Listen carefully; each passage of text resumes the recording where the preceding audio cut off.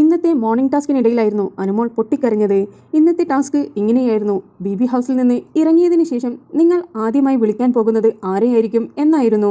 വിളിച്ചു കഴിഞ്ഞാൽ നിങ്ങൾ എന്താണ് ചോദിക്കാൻ പോകുക എന്നുള്ളതും പറയണമെന്നായിരുന്നു ബിഗ് ബോസ് പറഞ്ഞിരുന്നത്. ഓരോരുത്തരായി പറയുവാൻ തുടങ്ങി. അനുമോളുടെ ടേൺ എത്തിയപ്പോഴേക്ക് തന്നെ അനുമോൾ അവിടെ നിന്ന് കരഞ്ഞ് എണീറ്റ് പോവുകയായിരുന്നു.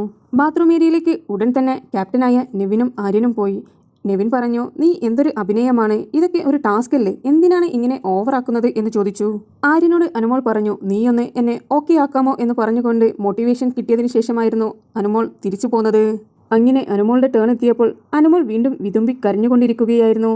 ബിബി ഹൗസിൽ നിന്ന് ഇറങ്ങിയ ശേഷം ആദ്യമായി വിളിക്കാൻ പോകുന്നത് തൻ്റെ പ്രിയപ്പെട്ട അച്ഛനെയായിരിക്കും.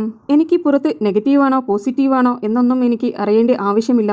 എനിക്ക് എൻ്റെ അച്ഛൻ ഓക്കെയാണോ എന്ന് മാത്രം അറിഞ്ഞാൽ മതി. അതുകൊണ്ട് തന്നെ അച്ഛനെ വിളിച്ചുകൊണ്ട് അച്ഛാ ഓക്കെയാണോ എന്നൊരു ചോദ്യം മാത്രമേ ഞാൻ ചോദിക്കുകയുള്ളൂ. അത് കഴിഞ്ഞ ഉടനെ തന്നെ എൻ്റെ സിസ്റ്ററിൻ്റെ മകനോട് എനിക്ക് സംസാരിക്കണം. അവൻ്റെ പേര് ദേവൻ എന്നാണ്. അവൻ എന്നെ കുഞ്ഞ എന്നാണ് വിളിക്കുന്നത്. ആ വിളിയൊന്ന് കേൾക്കുവാനാണ് ഞാൻ ആഗ്രഹിക്കുന്നത്. അത് മാത്രമേ എനിക്ക് ആഗ്രഹമുള്ളൂ. അല്ലാതെ പുറത്ത് എനിക്ക് നെഗറ്റീവ്സ് ആണോ പോസിറ്റീവ്സ് ആണോ വന്നുകൊണ്ടിരിക്കുന്നത് എന്നതിനെക്കുറിച്ചൊന്നും ഞാൻ ബോദർ ചെയ്യുന്നില്ല എന്നായിരുന്നു അനുമോൾ പറഞ്ഞത്. അമ്മ ഇവിടെ വന്നതുകൊണ്ട് തന്നെ അമ്മയേക്കാൾ കൂടുതൽ ഞാൻ ഇപ്പോൾ മിസ് ചെയ്യുന്നത് എൻ്റെ അച്ഛനെയാണ്. അച്ഛന് മുട്ടിൻ്റെ ഒരു സർജറി ഉണ്ട്. അതെല്ലാം ബാക്കി വെച്ചുകൊണ്ടായിരുന്നു ഞാൻ ഇങ്ങോട്ട് വന്നത്. അതുകൊണ്ട് തന്നെ എൻ്റെ അച്ഛൻ ഓക്കെയാണോ എന്ന് മാത്രം അറിഞ്ഞാൽ മതി എന്ന് പറഞ്ഞുകൊണ്ട് കരയുകയായിരുന്നു. സംസാരിച്ചു കൊണ്ടിരിക്കുമ്പോൾ അനുമോൾ കരഞ്ഞപ്പോൾ ഒന്ന് ഓക്കെയാക്കാൻ വരുമോ എന്ന് ആദിലയോട് പറഞ്ഞു. എന്നാൽ ആക്ഷൻ മാത്രമായതുകൊണ്ട് ആര്യൻ വിചാരിച്ചു ആര്യനെയാണെന്ന്. അങ്ങനെ ആര്യൻ എണീറ്റപ്പോൾ അനുമോൾ പറഞ്ഞു, നിന്നെയല്ല ആദിലയെയാണെന്ന്.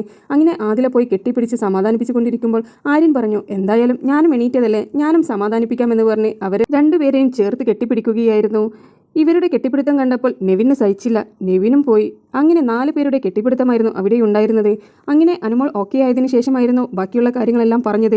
ടാസ്ക് എല്ലാം കഴിഞ്ഞതിന് ശേഷം ആദില പറഞ്ഞു, ഞാൻ നിന്നെ കെട്ടിപ്പിടിക്കാൻ വന്നപ്പോൾ ക്യാമറ ഒരു പക്ഷെ നിന്നെ ഫോക്കസ് ചെയ്ത് കാണും. അതുകൊണ്ടായിരിക്കും ആ 2 ജന്തുക്കൾ വന്ന് നമ്മളെ കെട്ടിപ്പിടിച്ചത് എന്നായിരുന്നു പറഞ്ഞത്.